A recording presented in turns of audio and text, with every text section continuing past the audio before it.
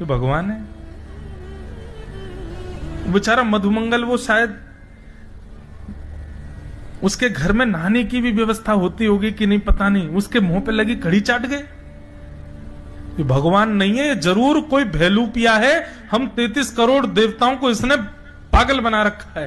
ये भगवान नहीं हो सकते। ठाकुर जी तो प्रेम में प्रकट हुए हैं। ठाकुर जी तो अपनी प्रेमास्पद लीला कर रहे हैं। या जाने कहां गवार, ये गवारों के समझ आने वाली बात नहीं है।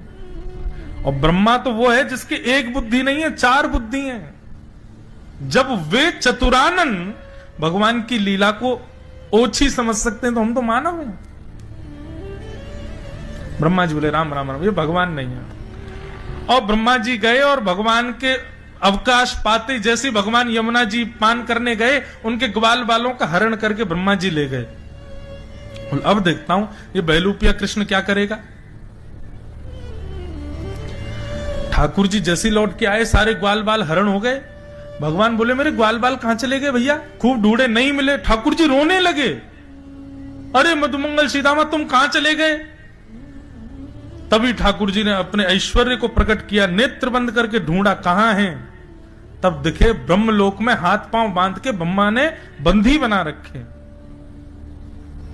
भगवान बोले इस ब्रह्मा की इतनी हिम्मत।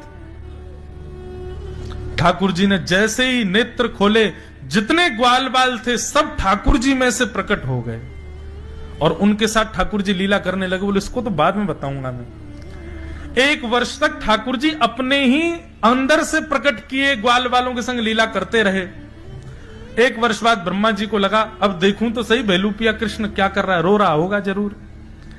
नीचे आकर के ब्रह्मा जी ने देखा तो जितने ग्वाल बाल ब्रह्म